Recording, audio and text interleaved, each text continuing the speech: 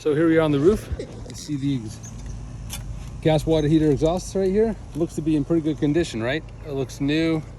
However, upon further investigation, not only is it loose, the top's not even secured, and we do get those high winds known as hurricanes here.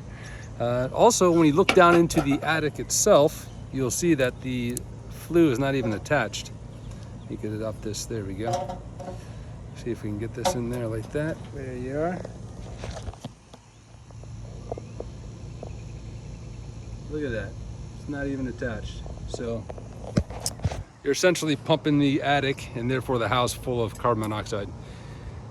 Always, always, always, especially when you get a new roof. The roof is brand new, it looks nice, right?